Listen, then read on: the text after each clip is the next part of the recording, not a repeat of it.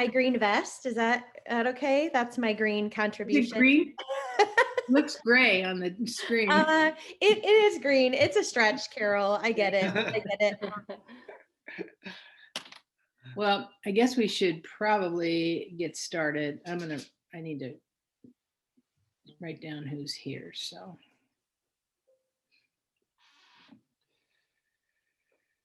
Okay, week 8, working with a seller.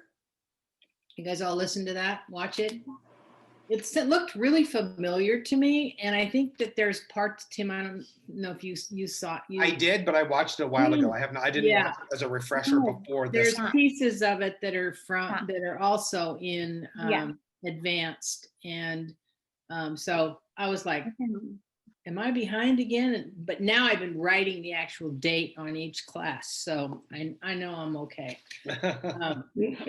So let's just, I wrote down a bunch of things because I just wanted to like open a conversation about listings. And I didn't realize there was going to be so few people on this call because I really would rather we have some more interaction of who has done listings. And I know, Dennis, you've been around for a while.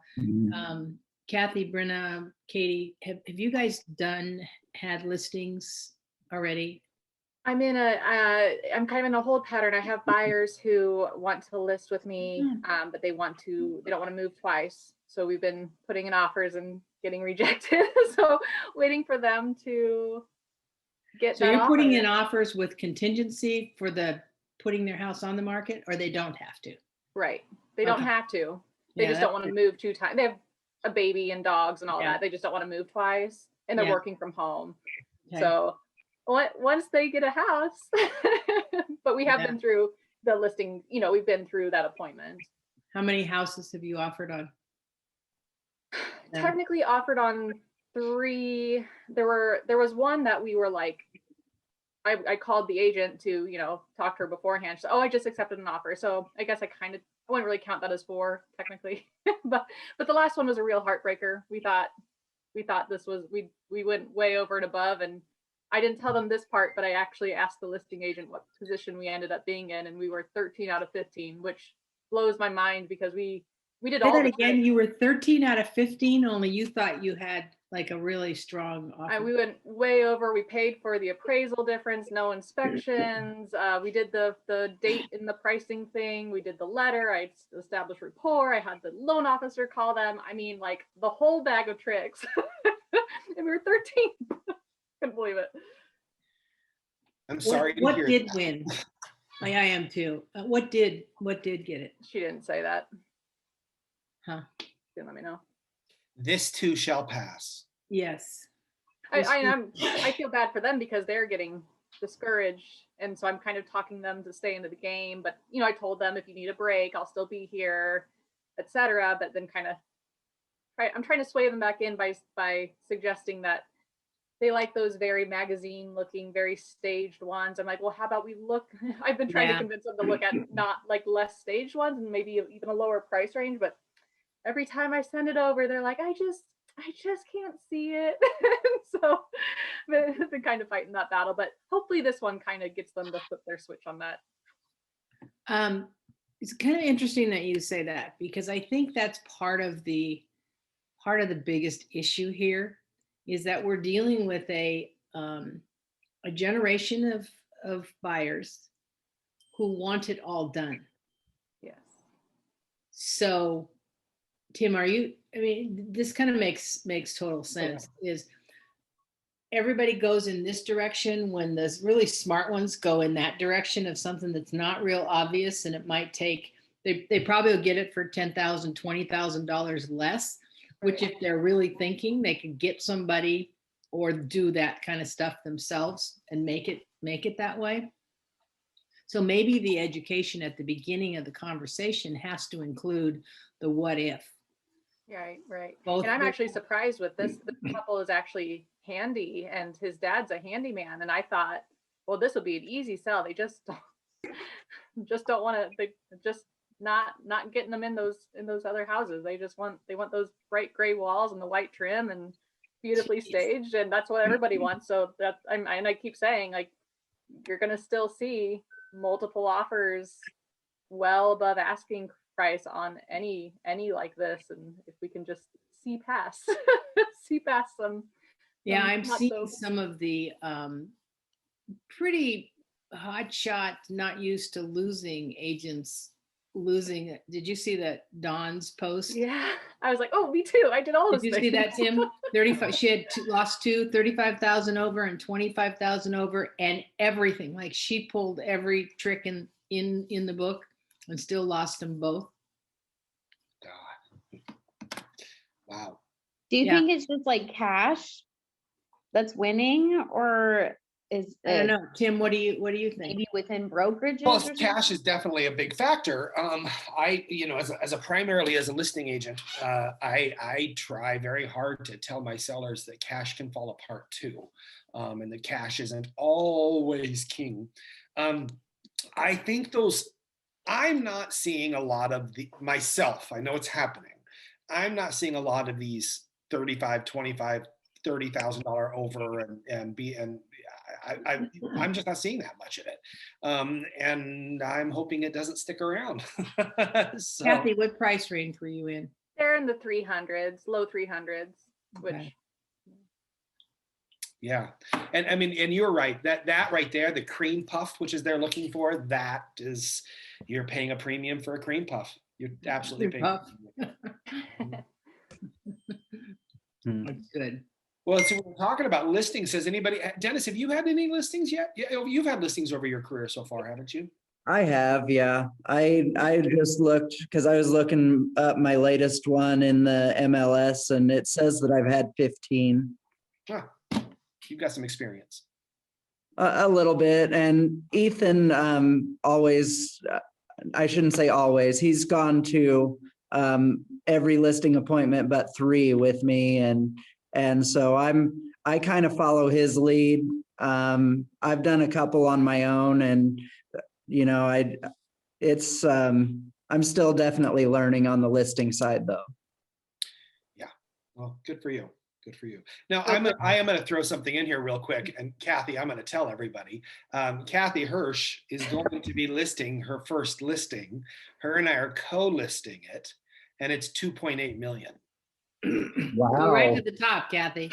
well, there's that one. I didn't really count that as like my. So I'm not going to go into the story of that whole listing, but basically I've been working on this listing appointment, and they're family friends with Kathy, and they loved her. And I leveraged the hell out of her in that listing appointment. So we get an opportunity where we're going to be marketing it, co-listing it and co-marketing it together. So you'll be hearing a lot on that in the next couple of weeks, everybody. So. You're going to learn a lot, Kathy. That's my intent for sure. Yeah. Congratulations. That's awesome. Thank you. I'm going to try my best to pull in value wherever I can. I just I don't know. Just hang on for the None of ride. us do. Tim does. Yeah, you're in good hands. So yeah, that's great. Paul, have you listed a house yet? My first one list tomorrow. Oh. Really? Okay. Where'd that come from? Somebody within my network. Okay. How did you get them to trust you as a new agent? Gosh, I don't know. The relationship just goes back there 25 years, and we've done a lot of business together over the years and different things. And so I think the trust in the relationship is kind of deeper than just, the real estate, branching out into real estate. So, yeah. Well, and they're transferable skills. And I think that's something that not everybody leverages, is to go to wherever they came, whatever career or wherever they came, even if it's right out of school, and leverage those skills and talents that you had to do that job. Because basically most jobs are not that different in what they demand of you. They're going to demand your skills. They're going to demand your talents. They're going to demand the things that you have gotten good at or are really good at learning. So I think that's great that as a new agent, that you immediately like that trust was transferred and then everything else can follow. But in your value propositions, I think it's really important. This is something that I wanted to bring up. In fact, I'm thinking about having an ATA a panel on transferable skills and how a panel of people, and I've already kind of identified many of them that I want to have talk, is to talk about how you take those transferable skills, whether you're 10 years in the business or you're 10 weeks in the business, and leverage those in your creating a trust environment for people to trust your skills. So I think we need to lean more on our skills and our abilities than on, I got somebody that wants to talk to me about selling their house or buying a house.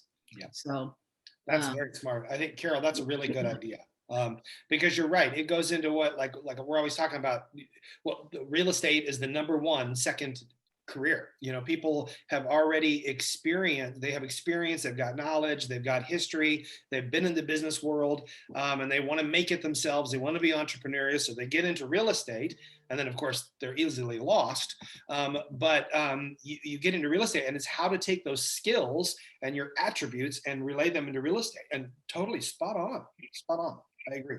Well, and one of the things that I hear from people, and Tim, you probably hear this all the time, is when you ask somebody new in the business or going to be in the business or why they got in the business, most people will allude to, well, I love houses. I just love houses. And as important as that is, it's not enough to love houses.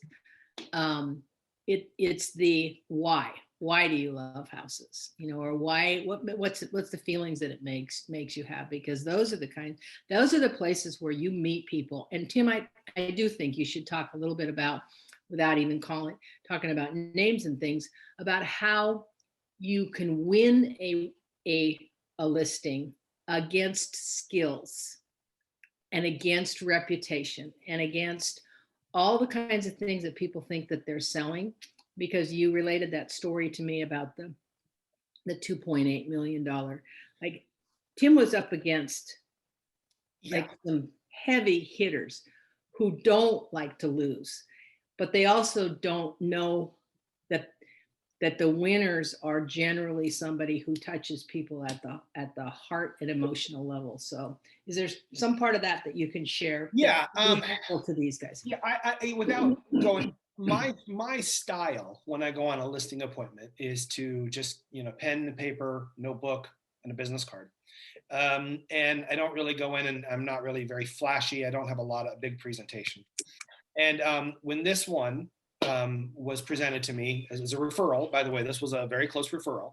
And when the person referred this person to me, I knew it was special. Not because of the price range, but because the person that referred them to me doesn't refer people willy-nilly. I mean, this man is somebody who's very well known, very well trusted, and he handed me a very important referral. And so, by the way, I take very good care of him because it's trust. But I knew going into this situation, without giving too much detail, that the woman was a recent widow and they've been through a lot. And it is not the time for me to walk in there and talk about how wonderful I am.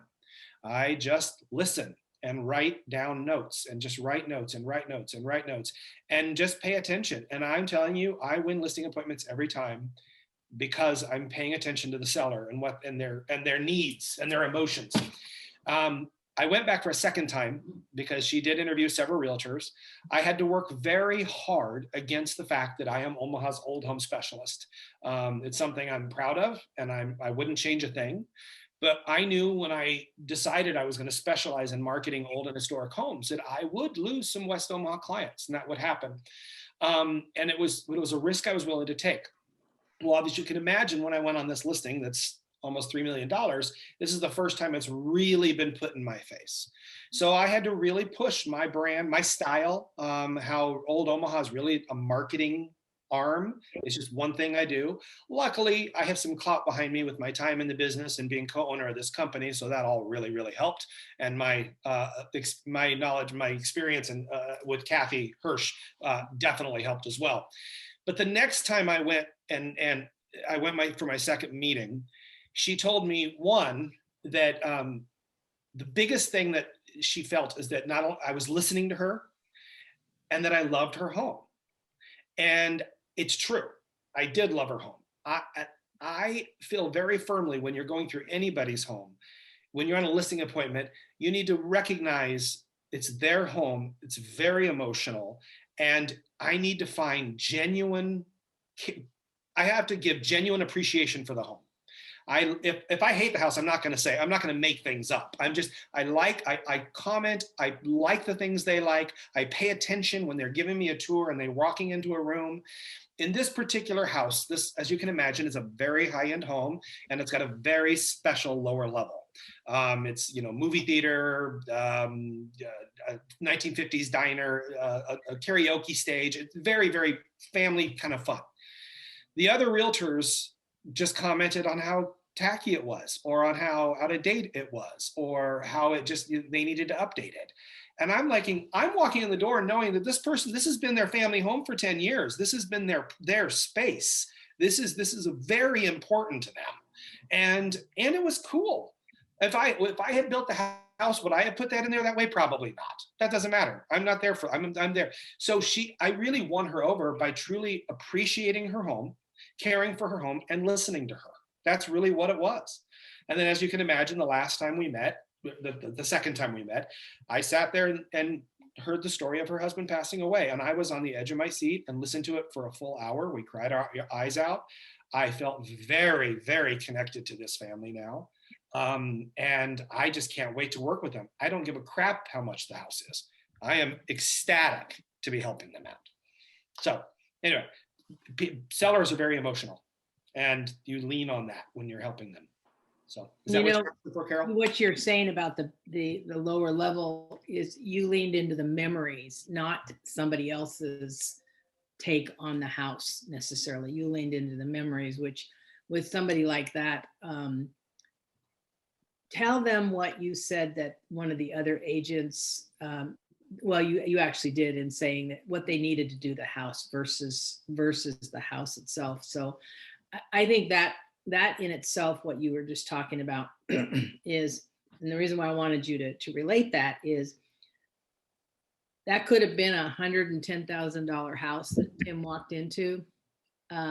It would have been the same exact behavior. Yeah. It could have been. Have you ever you guys haven't been around that long, but probably one of the biggest tests you'll ever have is to walk into a hoarder's house. Mm. And be able to, Katie, you've already had that? Exactly. And not lose your breath. I had a house when I was working on the West Coast. I walked in as a buyer's agent with the buyer to a house that we could barely fit through the walkway. And this house was, I've never seen anything like it in my life. In the master bedroom, on the dresser, there were 400 bottles of aftershave or perfumes, but they were all like lined up perfectly. Everything in this house was in its hoarded place, and it's called organized hoarding.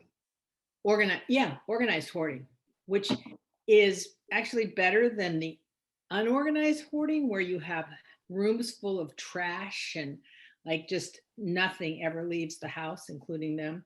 So working more on yourself in your listing presentation than working on walking in with a big, 10 page PowerPoint, all of that is not as important. I think that's the after.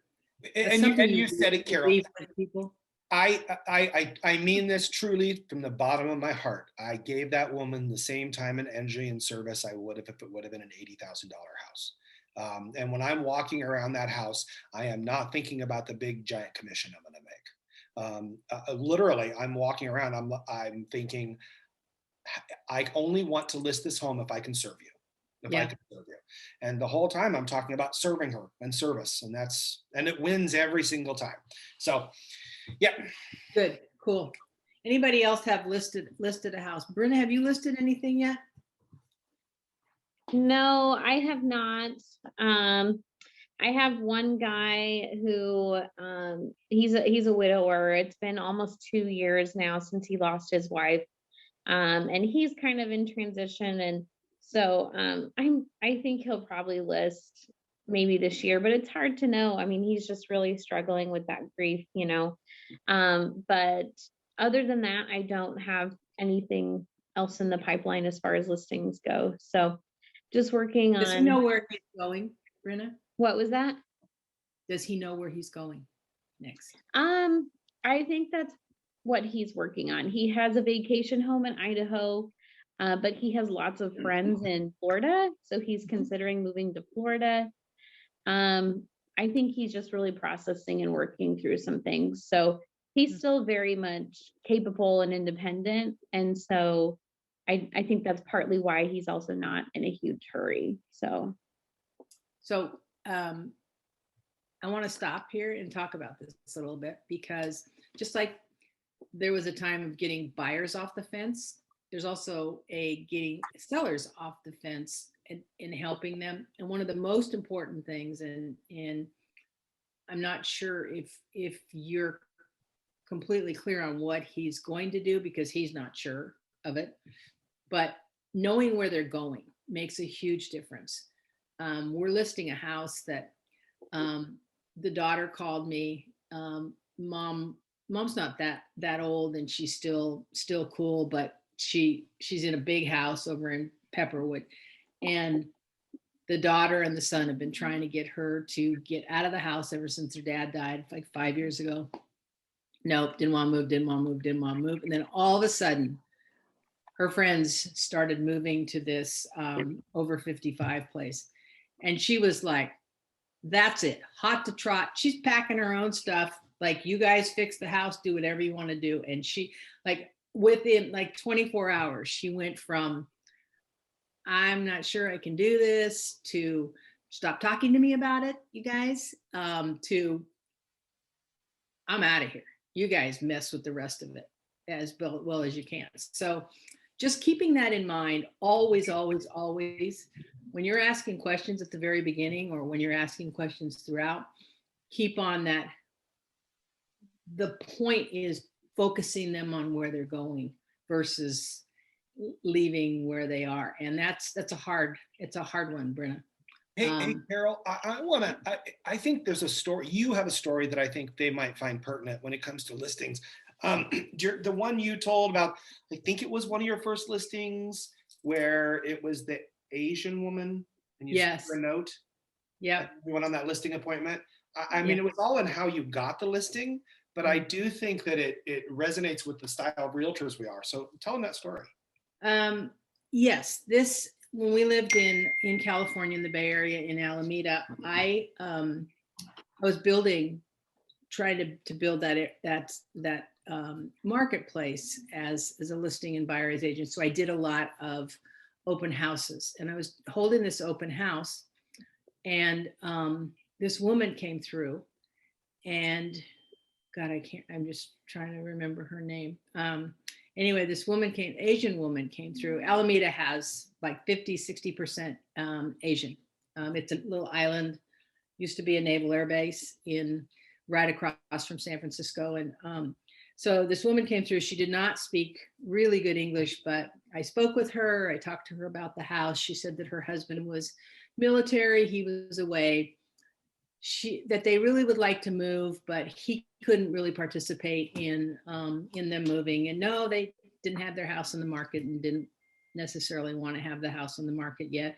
Just looking, just want to see things. And I think she had her kid with her, one of her children with her. Anyway, I had the most wonderful conversation with her, where she was from, and I think she was from Taiwan, and where she and her husband had met. And then when she left, I had gotten all her contact information from her, because why do an open house if you're not going to have people that you can feed into your database? And I sent her a personal note. And probably a year later, I get a call from her daughter. Her name was Anna. I know the daughter's name. And daughter said, my mom and dad want to list their house. And we have 3 realtors that we're having come into the house. And my mom insisted that we call you. She had your business card. She insisted we call you. So I go over there for the listing appointment. The entire family is around the table. The woman is serving us. She had cooked food. She's serving us. And the husband is at the end of the table, and the daughter and the son. I mean, this whole family is there. So I do my just talking to them, you know, what do you want to do? Where do you want to go? What's it look like? All those kinds of things. And I said, I know you've talked to other realtors, and I just want to talk to you about, you know, how I can serve you and what I can do. And I used serve, which I'm going to go back to what Tim was saying, that word, not help, serve. That word is probably one of the biggest winning words you can use. So replace help in your language, whether it's in your personal notes, whether it's when you're talking, replace it with serve. And went around the table and was talking the whole time. She's not even sitting down. I don't even know she's part of the conversation. And we get to, you know, to the end, and I asked a couple more questions, and the daughter said, well, we'll let you know, but I can tell you right now that you're probably going to be the person that lists the house. Because, and now, so I'm thinking this woman is incredibly subservient, and she doesn't get to say anything about anything. And the husband says to her, what do you want to do? She goes in the kitchen, she comes out, and she puts a personal note on the table that I had written her a year ago. And the daughter said, you don't know this, but you're the only person that's ever written a personal note to my mother. She's never, ever gotten a personal note from anybody. Like, everything always comes to my dad. Everything comes around, and she's always fine with that, but you were the only person. And she said, if we ever list this house, my house, it was her house, that I would be the person to list it. But I just had to get through the family. So if you think what you do, the little things that don't cost anything are not the most important pieces of what comes together and why you get to do business by referral, by relationship for the rest of your life, then you have to stop yourself and just say, it's not the $10,000 presentation with the whistles and the bells and all of that makes you win. It's you paid attention to somebody. You heard them, you listened. Tim's telling the same story. Mm-hmm. You listened. I can tell you guys this is a tip for you, and it sounds dirty, but it's not. I can tell you, I sell at least one house a year that I was the listing agent in the past. And what I mean by that is, when I sell a house, after I send a personal note to the seller, my client, I send a personal note to the lender, everything. I send a personal note to the new owner. It is genuine. It's just congratulations on your new home. You picked a great house. Welcome to the neighborhood. My business card. Nothing else. I do not tell them to call me. I do not put them on my mailing list. I am not trying to steal their client. It is a true, genuine congratulations. If anything, we all should be doing that. You're just congratulations. You got that house. Yeah. At least once a year, I get a call from a seller who said either they didn't like their realtor or they never heard from their realtor again. And that little note was an impression. And I relist houses because of that. So, and they don't remember their name. I remember their name. They remember mine. When you ask somebody, do you have an agent? And they say, yeah. Oh, who's your agent that you trust? I don't remember their name often. Katie. Katie has a question. Katie, I love that idea, Tim.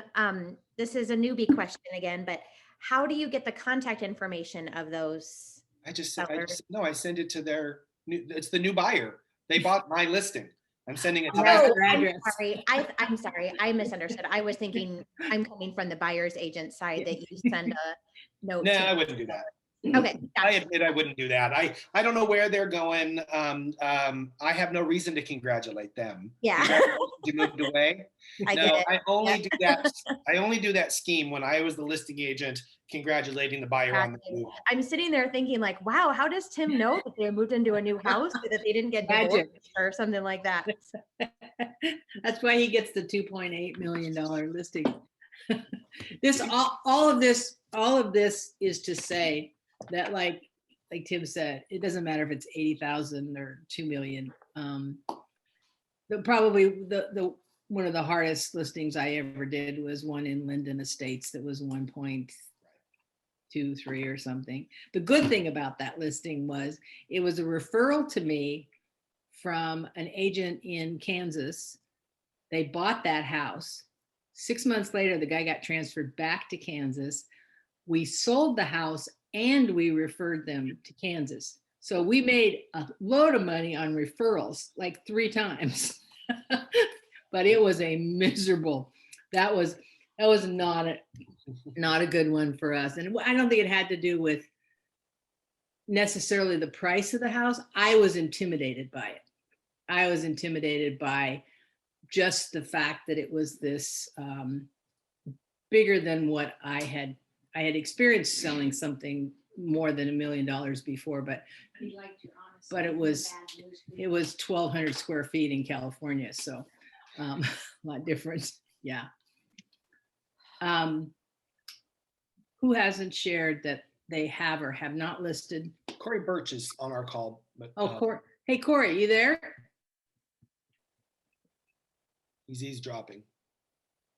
Corey. Yeah, I'm here. I'm having computer issues, so my camera still doesn't work, but I'm here.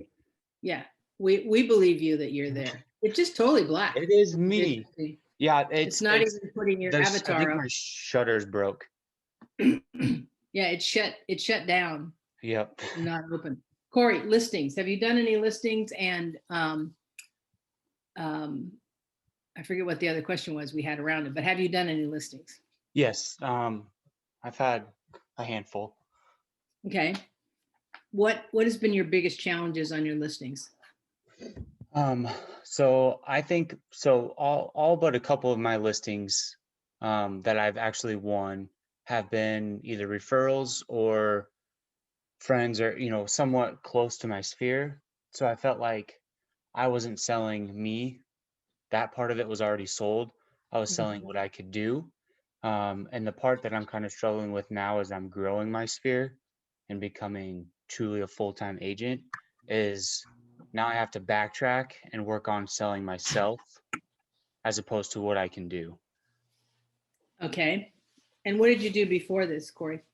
I've been in customer service for the last 10 years, manager, real estate, or not real estate, retail. Manager retail. Okay. So what I would tell you to do is make a list of all the talents that you had to use and the skills that you had to use in customer service, and get real familiar with them and whether they're areas that you need to get better at and how that transfers over to real estate. So real estate is customer service, customer 100%. care. Yep. 100%. But I'm not sure what you mean by sell yourself. Sell yourself on yourself? Yeah, no, just more or less that I am a different person than the other agents, because I feel like that's kind of where I thrive, is that people have kind of that preconceived notion of what a real estate agent should be. And that is? And that's a hard frontline in your face salesperson. And I know I've gotten, like I said, most of my ones that I started off is that I took different approach, but honestly pretty similar to Tim's. I really like to go in and just have notebook, my little card. I usually will print just one piece of paper, and that's usually about the neighborhood.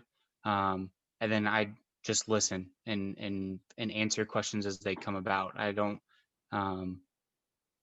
think it's was kind of a comfort thing for me at first, but then that's what I grew to felt like I was good at, was not going in with this big flashy presentation. So, okay. What differentiates you to be able to sell my house for more than Dennis? You say it again. What differentiates you? Yep. What's going to make, because I'm being the client right now. For sure. Yep. I'm just interested in how much I can get out of the house. I've heard from my neighbors and friends that they're just, they're raking it in.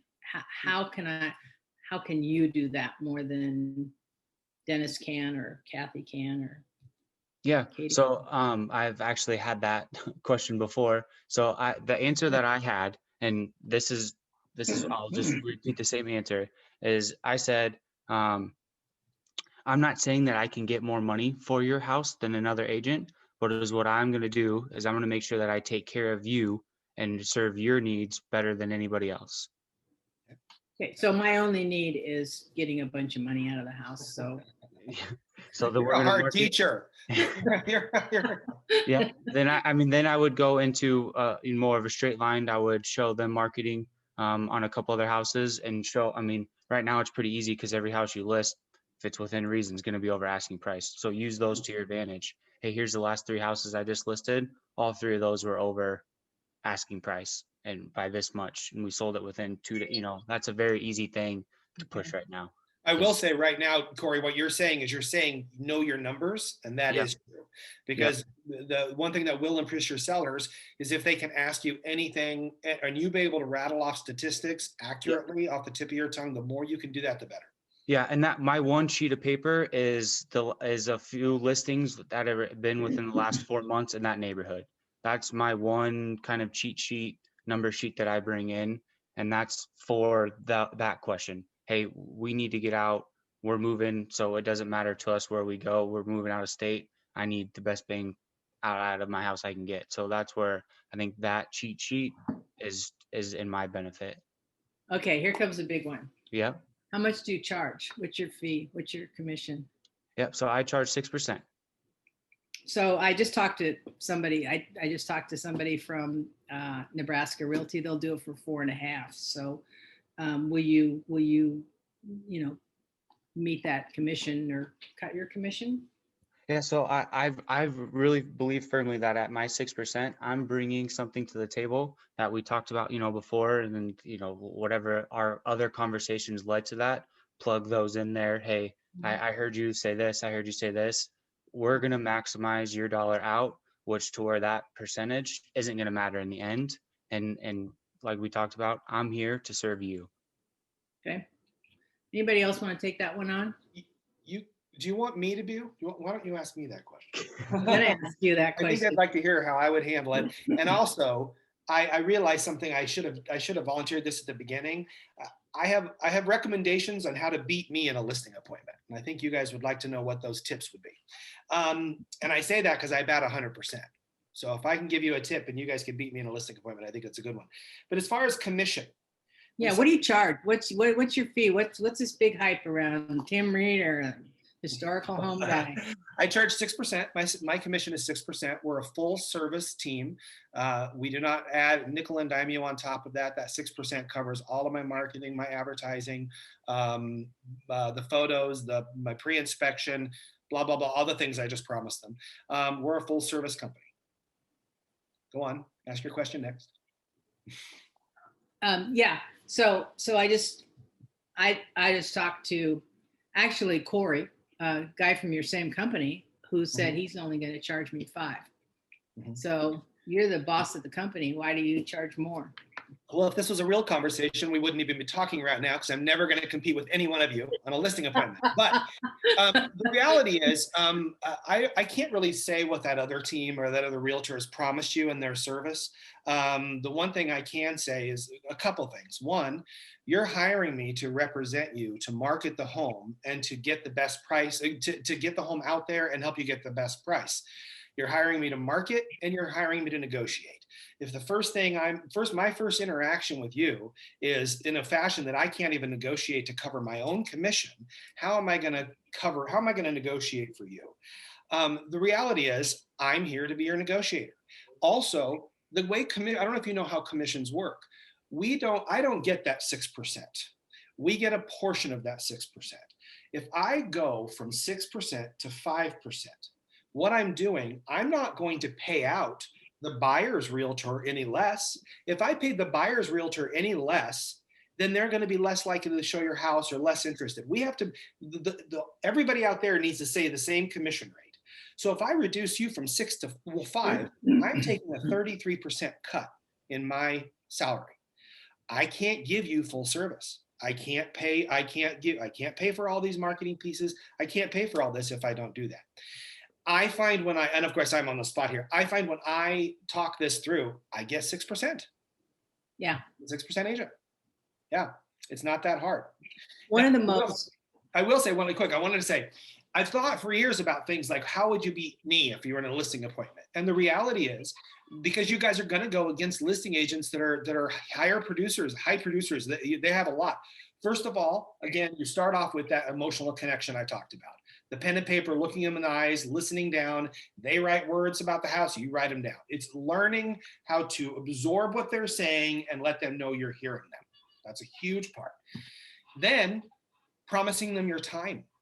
Tim Reeder is not going to be able to give them 5 to 10 hours a week in phone calls and conversations or whatever it is. When you're a new agent, the biggest thing you've got is you've got time. The other thing that you can use against a bigger producer, you couldn't use it against me, is that they often go into a listing appointment and they do a great job, and then the seller never hears from that agent again because they hear from their assistant, they hear from their staff, they hear from their marketing people. Now, I tell them you're never going to hear from anybody be me because that's my shtick. That's how I do things. But when you go against a giant producer, they are not going to give the seller that service that you're going to, and the time that you're going to be able to give them. If you're a newer agent and you don't have a lot of listings, you can, even though it's a tight market, you can sometimes either say that you'll handle the showings yourself. If it's meaning that people call you, you schedule the appointment. If they can't, if it's a hot property where there's way too much interest and it's too much to track, then I would at least put a personal touch on every single showing. So get an email ready to go, get a phone call ready to go, or get a text ready to go, so that when somebody schedules an appointment on that listing, you want to reach out to them in some way and say, thank you for showing my listing. Here's more information about the house. It's a little bit more of a personal connection to that agent. The better everything works both ways. You want to have a good relationship with the buyer's agents. You want to have you want to have a good experience with the listing agents. And then just like Carol keeps saying, just keep leaning. The more you know your attributes and the more you pay attention to the seller and the more you lean into those attributes, the more they're going to fall in love with you. And it doesn't matter who you're in competition with. It doesn't matter. What I'd like you guys to work on, and don't freak out if you're not done with it, but I want you to work on your value proposition. Yes. If we get in an elevator on the first floor and we're going to the 10th floor, I want you to be able to tell me why you're my choice, and what your value proposition is. And this is not an easy thing to do. It's actually a little bit painful, because the first thing you think is, well, I was listening to Tim and I'm not good like that. And so I want you to go with, this is what you got right now. You're going with it. What's your value proposition, and how can you relate that to me, to anyone, in differentiating yourself? What differentiates you? Because I can tell you there's 1 million plus agents. Very few differentiate themselves. Very few could I describe. But I'll tell you that when I make a referral outside of our marketplace, I usually can describe every one of those people that some way that differentiates them. Mm-hmm. And that is like super, super important, because not only have they figured out how to do that with their clients, but they've figured out how to do that with me as another agent. Yeah. And I'm not intimidated by agents who just do big numbers. I'm more, if I was going to be intimidated at this point in my life, it takes a lot to intimidate me about things like that. I would be more intimidated about people who have these like amazing relationships with their clients, that their clients would never go anywhere else. Like I will tell you, you can know my clients, almost every single one of them I could attest to that they're going to do business with me because they have a relationship with me that has value and meaning, and we've connected at some other level. I'm not going to connect with you're a seller and you want to sell your house. That's an easy connection. The rest of it is the kind that is relational. So, by the way, that this whole relationship stuff that we just keep beating into the head is why realtors are never going to go away. It's because buying and selling houses is an extremely emotional process. How we get paid, the amount we get paid, there might be a roller coaster there, but we as real estate professionals are never going to go away. One other thing while I was talking, I was thinking about is that when you're a new agent, it's very easy to be worried about how I'm a new agent. What am I going to say if they ask me these questions? I will say people probably aren't going to ask you how long you've been in the business very often. It might come up.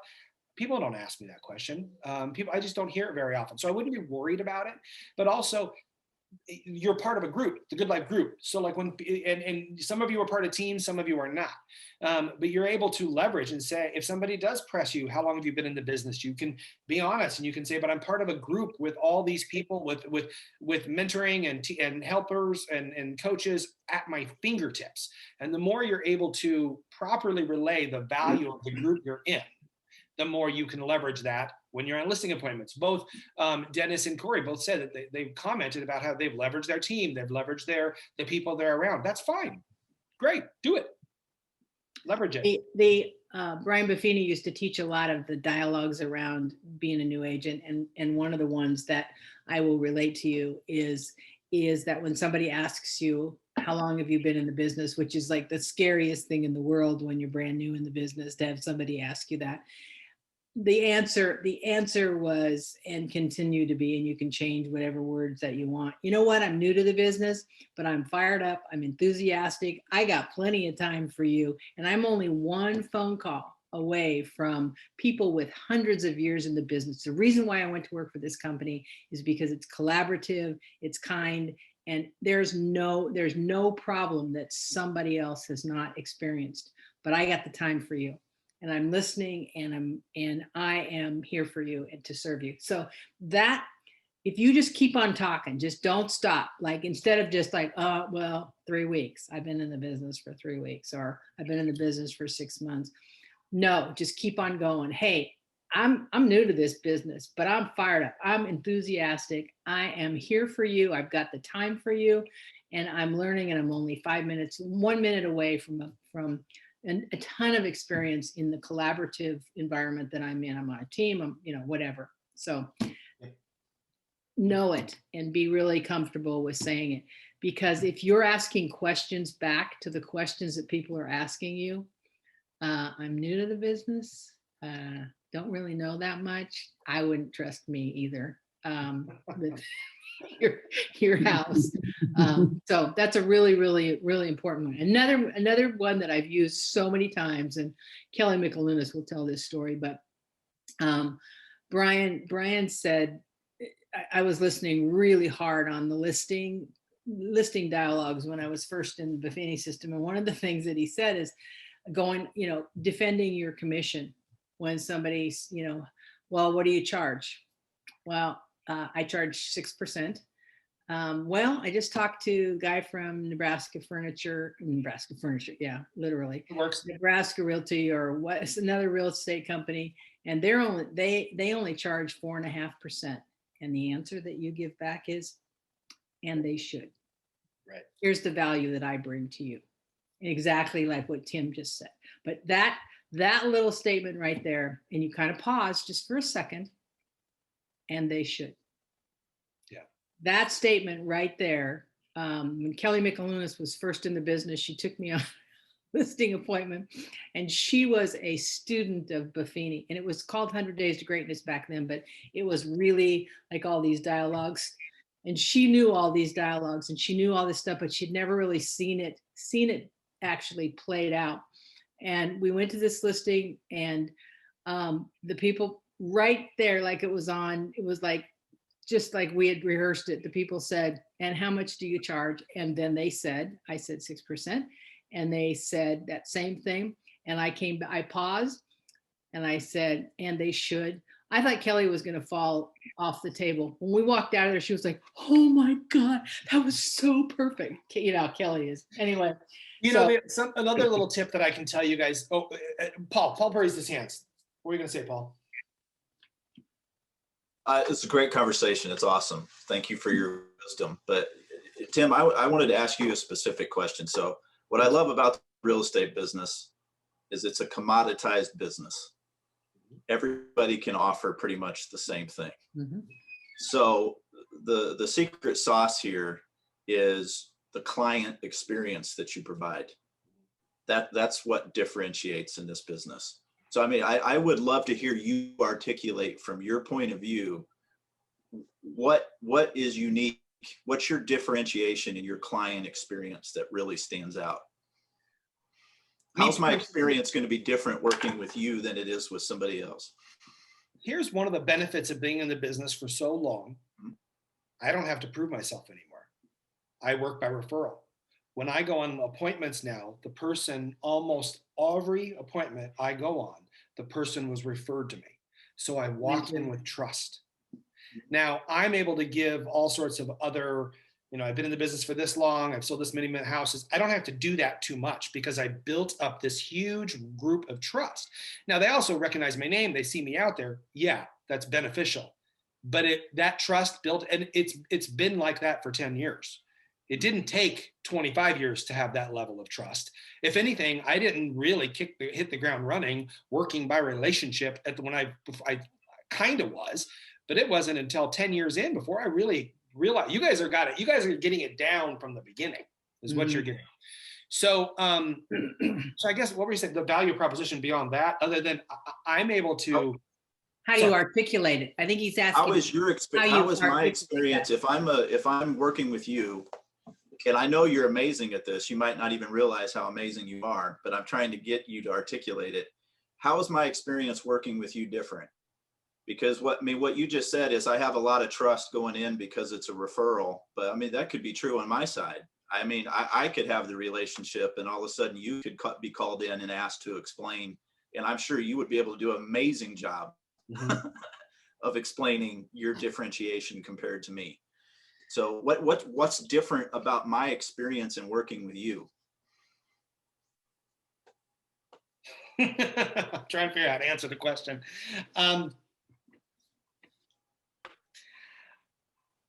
What's your difference? And say that last question again, because I want to make sure I'm getting this the right way. Why is my experience in working with you better than it's going to be with somebody else? What's different about it? I show them I care and give a shit from the moment I meet them. I often send them a personal note before I even met them. I send them a personal note the moment we're done. I follow up with an email. Okay. I always over-deliver.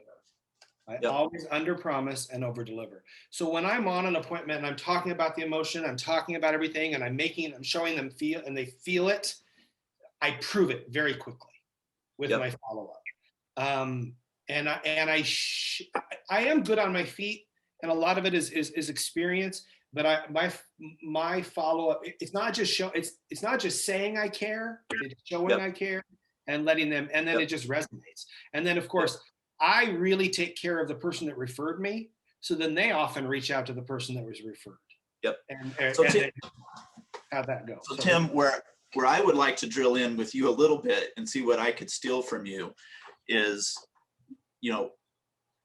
oftentimes in business, what you do and you tell people is like, make a list of every contact that you have with your clients and what can I do special? And so, I mean, you're kind of articulating right there that you've got a high contact model where you're sending notes, you're doing all of this stuff.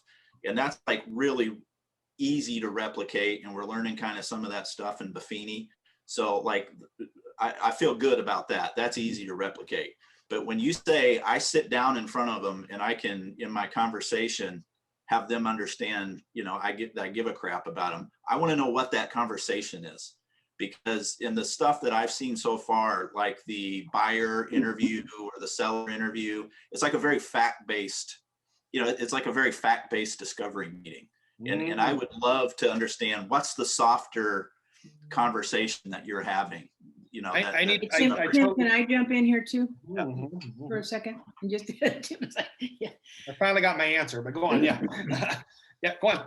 So I think the question that you're asking is difficult to answer, because I would say that one of the biggest things that differentiates me is that, and I tell people, I am genuinely, I'm genuinely committed to whatever your goals are, not mine. And in order to do that, I have to present myself respectfully to be able to serve you. And one of those respects that I have for you when I'm serving you is the fact that I've set my business up as a business. So I am not connected to whether this thing, your house closes or doesn't close, if that's not your goal. I'm a professional question asker. That's what I am, a certified professional question asker. But if you're not certified, you should become the best question asker you've ever been in your life. And the thing that differentiates me is I never go in there with a preconceived notion that I am going to get this listing or I'm not going to get this listing. I'm not competing. Generally, I'm 100% referral also. So I very seldom ever compete against anybody else but myself. Yeah. And I don't have a rote presentation other than I know that I can follow whatever their needs are by just being open to creating along the way. And I think that comes out really quickly for me. But I can't tell you what the magic sauce is of the presentation. I hate formal presentations, like hate them. I've tried before going through those and it doesn't work. So yeah. So Carol, I don't believe part of what you just said. okay. So I believe I understand everything about hating a formal presentation, but I guarantee you have a mental outline of Yes. what the question. I absolutely do. Are. That's what I'm saying. In order to like have a slideshow, a PowerPoint and go through each particular point, you lose people so quickly, because basically what they want to know when you're there is how much you're going to sell my house for. How are you going to do it? How's my family's life going to be disrupted, particularly in this last year? What are the things that they're afraid of? A lot of things, and change is happening. And I don't ever think of it as being a real estate agent as much as a transition agent, because every single person who's selling their house is transitioning in some way. I don't care if it's even just to go to a bigger house. There's either a birth, a death, a marriage, a divorce, children going off to school, aging, illness. There's some kind of transition that is a new job, some kind of transition that's happening besides the fact that this house has to be sold. So Paul, before we go on to the next class, I do, like she's saying, I don't have a system, but at the same time I do. And I have a rhythm of my listing appointments. And briefly, it's from the moment I walk into the door to how I talk to them, to how I take control of the listing, to me guiding them through, I control guiding through the house. And then I'm never talking about me. And then when we sit down, I start asking, like to Carol's point, I start asking the right questions. I start, what's your plan? Where are you going? Tell me about your family. I mean, it's specifically, we are honing in on them before we even get to me. So there is a pattern.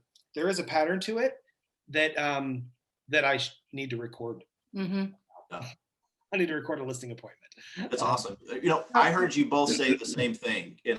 In advisor-based businesses, it is not uncommon for the best business model to be high touch, and that the true differentiator is what we would call the discovery. Where you're going in, where the relationship is established. And you both have said, yeah, that's it. but it's like, it would be great to know, because in other businesses that can get fairly outlined, like, oh, here's the outline that you want to follow. And that would be super helpful to me. You know what I'm going to do, just because I now have, and then we can move on to the next class. I now have about 5 agents that are asking to go on listing appointments with me, which I totally appreciate. I'm going to find, Rhonda, I see you're on the call. Help me be aware of this. I'm going to record one of my upcoming listing presentations. I'll find one of the sellers that will, I'll ask them permission first. It'll be a true seller and I'll record the whole thing. So just give me a little bit of time. I'll do that. Fantastic. And then I think, Kim, you and I can put together some of these points that we've been talking about. For those of you that's just joining us, we've just had the most amazing conversation about listings and listing presentations, and everybody just participated really well. So you can also watch this on the YouTube channel later if you'd like to. So yes, Tim, so we can put together some of the top tips on this. We'll do that. And be able to use them as the outline next time we do this, and to be able to talk about them, because you guys give us content constantly. Yeah.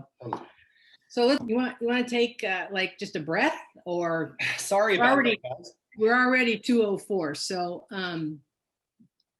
maybe take 1 minute and just Go pee and come back. go pee and come back, and we'll have April starting here pretty quickly. This is going to be fantastic. Speaking of rock stars, and thanks to all the rest of you. I love that all the rest of you just pop in at noon. Our new agents mentoring agents. Finally, Yes. there's a name behind it. All right.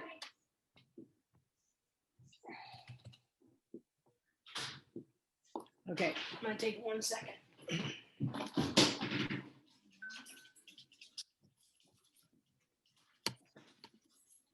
Tim, I love the key over at Gold Coast. Great move.